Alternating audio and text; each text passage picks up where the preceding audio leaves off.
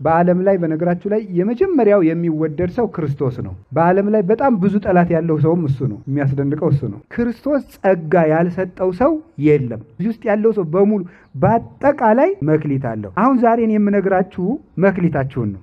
መክሊት ማለት አንተ እርሻ ክፍል ነው ምናምን እያልኩ እነግራችኋለሁ ማለት አይደለም።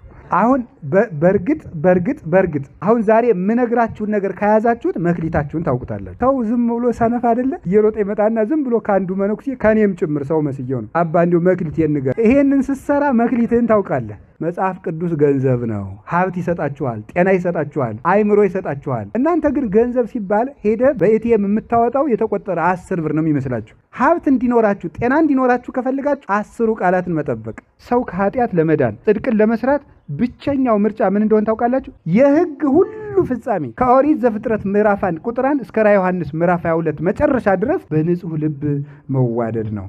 እግዚአብሔርን መውደድ ከራስ በላይ፣ ሰውን መውደድ እንደራስ። እግዚአብሔርን ማገልገል እግዚአብሔርን ማመን ማለት የሚወዱት ነገርና እግዚአብሔር ለምርጫ ሲቀርቡ የምንወደውን ነገር ትተን እግዚአብሔርን መምረጥ መቻል ማለት ነው። በየቀኑ ውሸትና እውነት፣ ሌብነትና ምጽዋት፣ ዝሙትና ንጽህና፣ ጉቦ መብላትና ቅን መፍረድ፣ ዘረኝነትና አንድነት በየደቂቃው በየፌርማታው ለምርጫ ይቀርቡልሃል። ኃጢአትና ጽድቅ ፊት ለፊት ይመጣሉ። እዩዋቸው፣ ፊት ለፊት ቆመው ይታያቸዋል። እግዚአብሔርን መርጠህ ካለፍ አንተ እግዚአብሔርን ወደዋል ማለት ነው። የሊቀ ጳጳስ ጸጋው 5 ነው። አንድ ጳጳስ 5 መክሊት ይዞ የሚዞር ነው። ኃጢአታቸውን እያየን ማቅለል አይገባን። መስቀል እንዲያድርገው ሲባርኩ ኦ እግዚኦ አድኅን ሕዝበከ ወባርክ ርስተከ ሲሉ በ5 ጸጋ ነው የሚባርኩት። ለእነዚህ ክብር አይገባቸውም? ይገባቸዋል። ዝም ብለህ በየኢንተርኔቱ አንተ ኮሜንት እያደረግህ የምትሰድበው አይደለም ጵጵስና። እውነቴን ነው። ይሄ ጳጳስ ሌቦች ምናምን የሚያይ የለም። በ5 ብር ዳታ 5 መክሊት ያለውን ሰውዬ ስትሳደብ ትውላለህ። በጣም የሚያሳዝን ነገር ነው። እኔ ከልቤ ነው። በዚህ ዘመን በጣም የሚያሳዝነኝ ነገር የቤተ ክርስቲያን ማዕረግ መውረዱ ነው። መንግስት ቢያወርደው መናፍቃን ቢያወርዱት ይደንቃል። እኛ አውረደ ነው አላቀድምን። የማያስተምር ንስሐ አባት ካላችሁ ወይ ይልቀቁን ወይ ያስተምሩ በሏቸው። እየመጣ ዝም ብሎ ዛሬ አቦ ነው ነገ ተክለ ሃይማኖት ነው እያለ ዝክር ሊባርክ አይደለም። ወር አበባ ሁኜ ነበር እንደው ልገባ እንደው በቃ ቅርብ ግቢ ዝም ብለሽ ችግር የለም የሚል አባት አይደለም። ከንስሐ አባቶቻችሁ ጋር ቀልድ አትቀልዱ። ንስሐ አባታችሁን ይዛችሁ መሸታ ቤት አትጋብዙ። ጨዋታ አትግጠሙ፣ ቀልድ አትግጠሙ። ሰው አብሮ የተጫወተው ነገር ይቀልበታልና ነገ እናንተን ለመምከር ይሸማቀቃል። ያረባ ቃላትን ሲጫወት ስለለመደ ማለት ነው።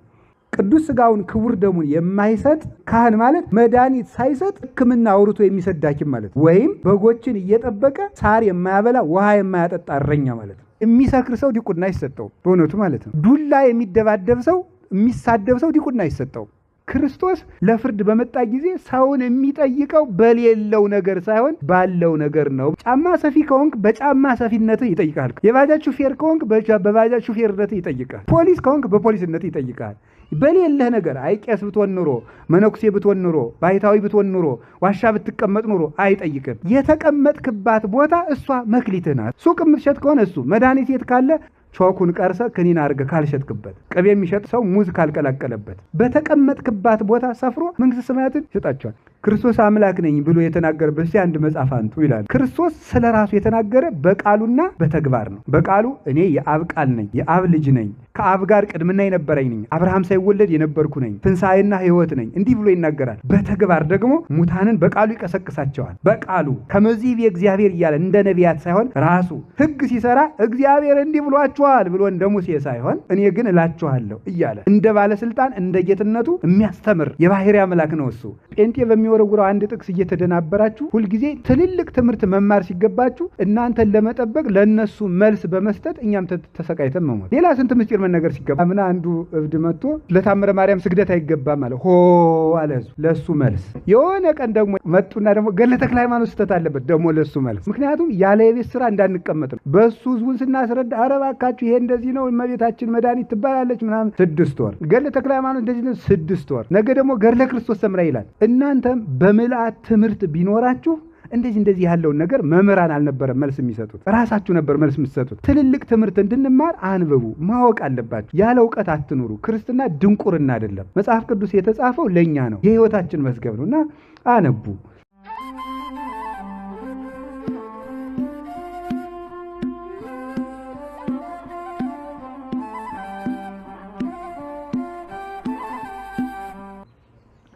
በስመ አብ ወወልድ ወመንፈስ ቅዱስ አሐዱ አምላክ። በስመ አብ ወወልድ ወመንፈስ ቅዱስ አሐዱ አምላክ። በስመ አብ ወወልድ ወመንፈስ ቅዱስ አሐዱ አምላክ። ቡሩክ እግዚአብሔር በኩሉ ግብሩ ወስቡህ ጥቀ በኩሉ ንባበ ባሕውርት ወልሳን ዘፈጠረ ኪያነ እማበ ኢሃለው ሀባለው። እኛን ወዶ ካለመኖር ወደ መኖር አምጥቶ የፈጠረን ክቡር ምስጉን የሚሆን ቅዱስ እግዚአብሔር ስለ ይቅርታውና ስለ ቸርነቱ ብዛት ሁሉ በፈጠረው ፍጥረት አንደበት ሁሉ ክብር ምስጋና ይግባው። የእናታችን የቅድስት ድንግል ማርያም፣ የቅዱሳን መላእክት፣ የቅዱስ መስቀሉ፣ የቅዱሳን ነቢያትና የቅዱሳን ሐዋርያት፣ የቅዱሳን ጻድቃን ሰማዕታት፣ ደናግል፣ መነኮሳት ረድኤታቸው ይደርብን። እግዚአብሔር ያከበራችሁ የተወደዳችሁ አባቶቻችን ሊቃውንት፣ ካህናት፣ ዲያቆናት፣ የጌታችን የመድኃኒታችን ኢየሱስ ክርስቶስ ክቡራን ቤተሰቦቹ የምትሆኑ ምእመናን አንድ አምላክ በሚሆን በአብ በወልድ በመንፈስ ቅዱስ ስም እንደምን ሰነበታችሁ?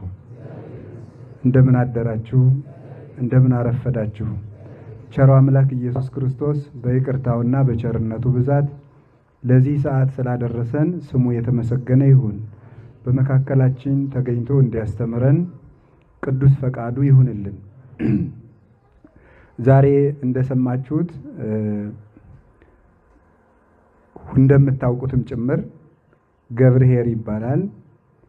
ከአብይ ጾም ሳምንታት አንዱ ነው። እሱን አስመልክተን እንማማራለን ማለት ነው። በጥቂቱ መታመን በሚል ርዕስ ነው የምንማማረው። እስኪ በሉ ሁላችሁም ሶስተኛ በሉ።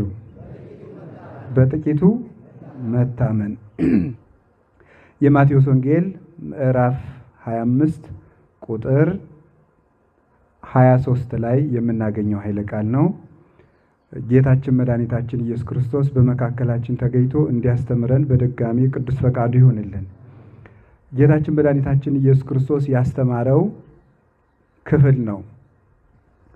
ሙሉ ወንጌሉን ጌታ ያስተማረው የወጣበት የወረደበት ሰውን ለማዳን ያደረገው የእጁ ሥራ የቃሉ ትምህርት ታምራቱ የተመዘገበበት የሕይወታችን መዝገብ ነው። በራዕየ ዮሐንስ መጽሐፍ እንደሰማችሁት ጌታ በመጣ ጊዜ የሕይወት መጽሐፍ ተገልጦ ይነበባል ይላል። ራዕየ ዮሐንስ ምዕራፍ 22 ላይ ስትመለከቱ የሕይወት መጽሐፍ ይገለጣል። ያን ጊዜ የሰዎች ሁሉ ስራቸው ተገልጦ ይነበባል። ጌታም ለሁሉ እንደ ስራው ይከፍለዋል ይላል። ስለዚህ ዛሬ የምንሰራው ስራ ሁሉ በኋላ ክርስቶስ ለፍርድ ሲመጣ የሕይወት መጽሐፍ ወጥቶ ተነቦ ዋጋችን ይከፈለናል። ያ የሕይወት መጽሐፍ የሚባለው በቤተ ክርስቲያን አተረጓጉም ሁለት ትርጉም ነው ያለው። የመጀመሪያ የሕይወት መጽሐፍ የሚባለው የሥላሴ ልብ ነው።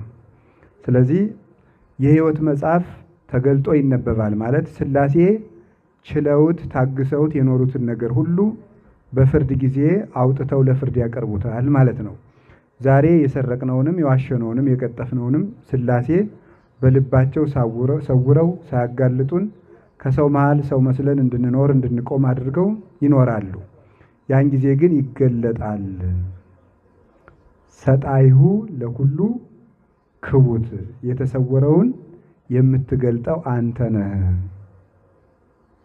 ሀባይሁ ለኩሉ ክሱት፣ የተሰወረውን ደግሞ የምትገልጠው የተገለጠውን የምትሰውረው አንተ ነህ ተብሏል። ዛሬ ሰውሮልን ይኖራል፣ ያን ጊዜ ግን ይገልጠዋል። ሁለተኛ የሕይወት መጽሐፍ የተባለች ወንጌል ናት።